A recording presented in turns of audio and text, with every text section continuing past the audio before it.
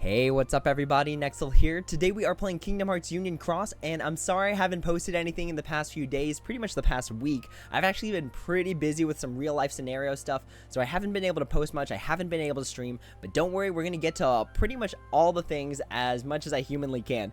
So we are going to be talking about the Swiftstriker event today.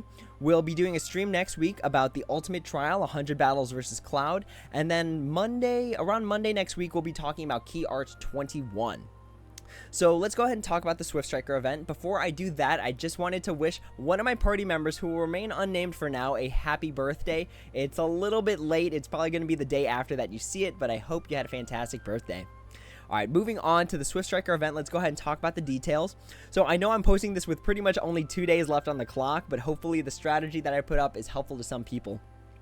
So the event details: defeat bosses as quickly as possible. There are 3 stages total, one for each attribute, so power, magic, and speed, and you will engage a boss upon entry into each stage. Please note that the difficulty across the 3 stages will remain the same. So that just means it has the same amount of HP no matter which attribute you pick. It still is accompanied by an Emerald Sonata. The count is the same. Everything's the same except the attribute. So pretty much it wants you to pick the one that you have the best amount of damage for. So if you have a bunch of magic medals that have ground enemy defense minus 60, you're probably going to be using Counterpoint. Or if you have a bunch of power medals that have ground enemy defense minus 60, you're probably going to be doing Fenrir on the speed event. So pretty much just pick the one that matches you best. Since the stage will be recording your fastest clear time, be sure to choose the stage/attribute that you favor the most. All players that rank within the top 5,000 will receive rewards to their present box. These rewards include a special title for the top 100 and up to 500 jewels.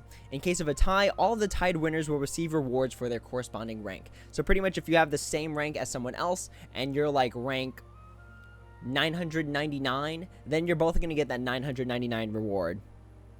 We will be announcing high-ranking players, the player that ranks 1,000th place, and the player that ranks 5,000th place during the event, so be on the lookout. Additionally, the top 100 players will be announced after the event. So that last part, the top 100 players thing, means that at the end of this event, they're going to put up a notice and say, here's all the people that ranked in the top 100, which is pretty cool if you get your name on there. You get to show off a little bit, you get to kind of brag about it. So pretty cool if you make it to that top 100.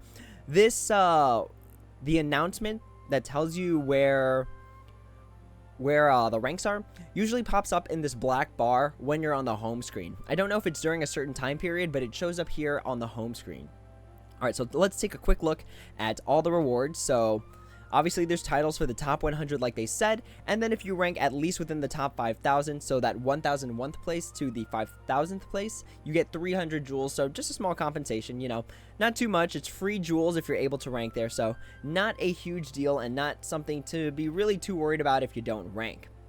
So first of all, let's hop in here, and let me just say, this is like the whaliest of whale events, and it requires like such big brain plays if you're not just running an all-out damaging setup. So what do I mean by this is a really difficult event when you have to do a bunch of math, you have to like plan out your moves, things like that. It takes a lot of effort if you want to do really well in this event. So what do I mean by this? Let's go ahead and hop in the event itself, and then I will kind of show you what I mean. So let's go ahead and let's just use our counterpoint. Why not? Okay. So the first thing you notice is that there is a 20 hit blue counter above the what's it called? The little elephant one. I forgot what the name of this Heartless was. But there's a 20 hit counter, meaning that if you bring its counter down to 0, it's going to attack you.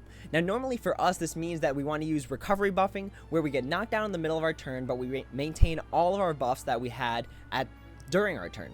So that's the method I've been talking about a lot lately. It's the method that everyone's been using in order to keep damage up high. But to deal with 20 hit counters is pretty rough, especially when there's a bunch of medals that actually don't affect hit counter, and some of them actually increase it, like Kingdom Hearts 3 Kyrie A will bump it up by 2, the new Supernova Plus era bumps it up by 1.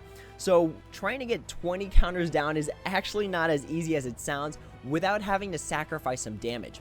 So for example, if I use something like a Kingdom Hearts 3 Woody that does 11 hits that affect counter, I'm trading off damage because I'm using a tier 8 when I could be using something like a tier 10 just to decrease the count of that enemy. So you're kind of in this weird balancing act where you have to worry about count and damage at the same time. But not only that, actually if you bring it down to 0, so if you bring that counter down to 0, normally the revenge attack, the counter attack, is not enough to take you out. So let's just say we did this, and then let's just keep punching this one. And I believe it's going to take one more turn.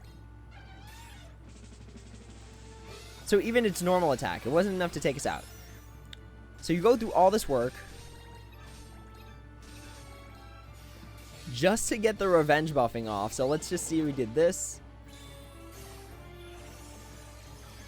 And then at the end, it's like, is it really worth it to like do it that inefficiently? Look at that, we even survived. So that means it's not even strong enough to take us out with its revenge attack, meaning that pulling off recovery buffing is going to be a little bit harder than it normally is. So it involves you like taking count of the medals, the number of hits it does, making sure that your buffs are still up. There's a lot of stuff, a lot of complicated mechanics that play into this event in order for you to rank high. What else makes this particularly difficult? Extra attack hurts you in this event because extra attack 40% only does 40% the damage, where you have to make this weird trade-off where if you want to use extra attack, you have to know that you're using an attack that's only 40% its original damage, or if you don't want to use extra attack, that just means you have a medal that doesn't have extra attack. And more often than not, everyone's saying, go get extra attack, it's really broken, it makes you get the effect twice. So if you're using something like, for example, Kingdom Hearts 2 Kyrie B, having extra attack on this, I sacrifice damage because the second attack only does 40%, but I get the effect of giving myself plus 500 upright strength, upright metal strength, and then plus 500 defense for the turn twice. So it's this weird trade-off where it's like, do I use extra attack? Do I not use extra attack? How am I going to get those counters down if I want to use revenge buffing, or I'm sorry, recovery buffing is what I named it. And then how am I supposed to lower my defense enough so that that revenge attack actually knocks me out? Because remember, if your turn ends, all your buffs reset. So there's just a lot of things that you have to really kind of pay attention to in order to really rank high in this event. So one thing, I'm going to go show you my setup, or I'm sorry, I'm going to show you a broken setup, probably the best setup you could possibly do, and then we will go in it with my personal setup. So let's go ahead and pause that, otherwise that counter is going to keep bothering me the whole time. So the best setup you could probably have is going to be this, where you just load up your entire Keyblade with Supernova plus Gulas. And the reason you load it up with the Gulas is because their Supernova attack gives you plus 4,500 speed metal strength, and then their regular special attack gives you plus 1,500 speed metal strength. Now, if you ran this event with something like this, you probably are winning. This is probably roughly similar to what the top people have, and I think it's the best setup. I think it has to be the magic attribute one that you're fighting, because Gula's Supernova attack on top of his regular attack can just give you so much strength. And then on top of that, Gula's actually able to lower the enemy's count by 3, because Gula hits for 3 attacks and then he affects counters. So as a blue counter enemy, it brings down that counter by 3. If you have extra attack, that Gula is bringing it down by 6. So Gula is going to be a really efficient way to get that blue counter down to 0 in order to have the enemy knock you out. But it's just, Gula is so broken in this event. Gula is probably the best one, and I'm going to show you why with a quick Excel sheet that I prepped here. So this is pretty much the setup if you're just trying to straight up beat the enemy and win really, really quickly. Because when you look at the top times, it's like within a minute. It's like, I think 1 minute and 3 seconds as of right now is the best time, and that's pretty much only one Keyblade rotation. It's only one turn, so they're probably knocking out the enemy with just one setup, you know what I mean? They don't have to revive, they don't have to hit a second turn and rebuff themselves, nothing like that.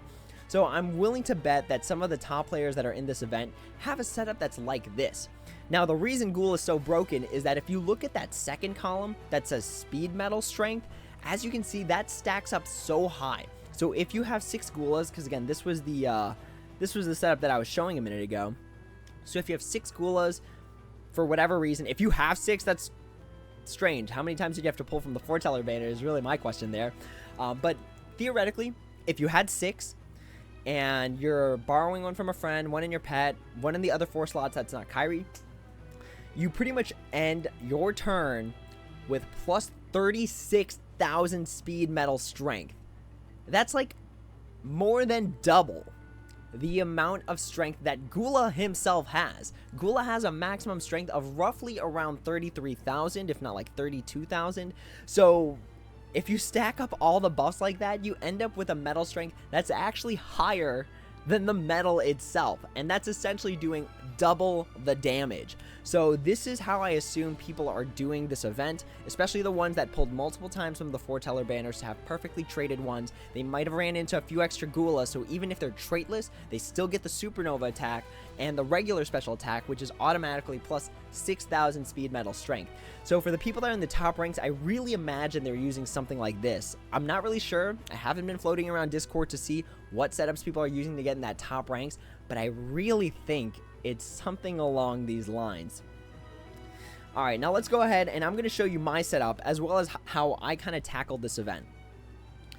So the setup that I used relies actually on recovery buffing, so it requires me to be able to be knocked out by the enemy.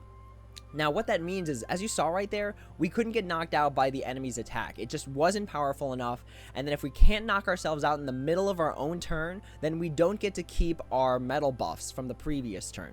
So any sort of Kyrie B activation, any sort of Supernova Gula activation, any sort of Ultimate Form Sora activation, we don't carry those buffs over if we don't get knocked out in the middle of our turn. So the setup that I used is going to be, let's see, where is it? Sleeping Lion. So let's see.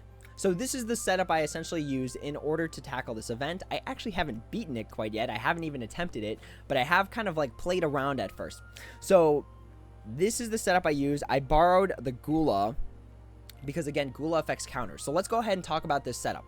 So the first thing is that I have Pirate Sora going off. And the reason I want Pirate Sora going off is because Pirate Sora has that ability where he decreases our own defense. So that's going to make it significantly easier to use recovery buffing and makes it a lot easier for the enemy to knock us out in the middle of our own turn.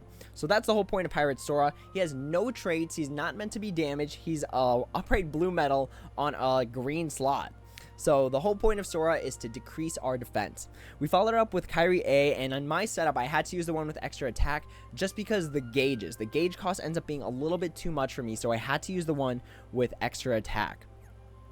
We followed up with the Illustrated Ventus. The whole point of Ventus is to decrease the enemy's count so we get it to a point where I am able to use recovery buffing. As you can see, the traits aren't exactly meant for dealing a lot of damage. It's only got attack boost 5 max on it, so it's not doing a lot of damage. The whole point, and this is what I was talking about earlier, is that if you want to use recovery buffing, you have to sacrifice damage for getting that enemy counter down, and this is my answer to that. That's why he's in the third slot of Sleeping Lion, where it's reverse green, it's not doing a lot of damage, and I don't expect it to do a lot of damage. I really just expect it to lower the count. We followed up with Supernova plus Kingdom Hearts 3 Lee/Axel with strength plus 6,000 and ground enemy defense minus 60. The whole point of this is to copy Ultimate Form Sora, and that's going to be giving us more upright metal buff. It's also going to be giving us a lot of damage. So the whole point of Kingdom Hearts 3 Lee/Axel and Ultimate Form Sora is to be doing damage. There are main damage dealers in this setup right now. We followed up with an Angelic Amber with extra attack that copies the Supernova plus Gula. So when you look at this, it's essentially going to be minus 12 to the count because it's 3 per Gula activation. Extra attack on the Amber makes it 6, and then extra attack on the Gula makes it minus 6 more, so minus 12. So that's going to be enough to have the enemy drop its counter down to 0 and then knock us out. But let's go ahead and just show you how I did the setup. So one just quick piece of advice before we hop in there is that I actually slowed down the battle speed. And that's because it just kind of helps me activate my supernovas when I want them to. It also is the fastest way of getting these metal activations off because the computer knows exactly when the metal is ready for activation and it procs it immediately. You don't have to think about it. So let's go ahead and hop in here. Okay, so hopping in the battle here, the first thing we're going to do is slow down our battle speed down to pretty much nothing. And this is going to help us, again, make sure that our metals activate immediately due to the auto effect, but also allows us to pick when our supernova attacks go off.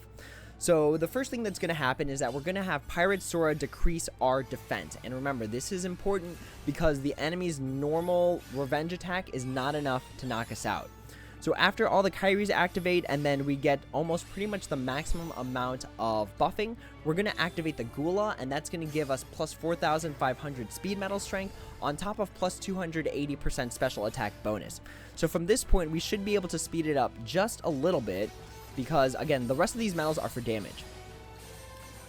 Alright, now if we move slowly into the Angelic Amber and the Gula, you're going to start to notice that the counter for the boss enemy, the little elephant looking thing, starts to drop. And this is important because we got to get it down to 0 before the end of our turn. We did the math. It perfectly falls so that we actually get knocked out at the Gula. So we get the maximum amount of effects, we get the maximum amount of procs, and then after we do that, so in order for us to use this strategy twice, we actually need to use the supernova attack of Pirate Form Sora to give us the gauges back. We pick this as our target because, again, that's how the math works out. And then we proceed to just do the strategy as we did before. We keep all the buffs from last turn, so again, we still have the plus 280% from the Gula. We still have all the buffs, the speed buffs that we got from Gula's activations, as well as Ultimate Form Sora's. So we keep all of that. We keep on just cranking through damage. And I believe at this point, it just plays itself out because during the next turn, we only get 2 recovery buff sessions. So we already used the first one, and then the next one, it doesn't matter. We don't care about getting knocked out because at that point, if we get knocked out, we actually just lose. So from this point, I'm pretty sure I should just be able to fast pace the battle here. And as you can see, look at that timer rack up. It's like, even with all this strategy, it is still not fast. It's still really, really slow. So at this point, we just let it all play out and we just do as much damage as we possibly can in a quick amount of time. And there you go. So that is my final time. That is the first time I've ever actually beaten this quest.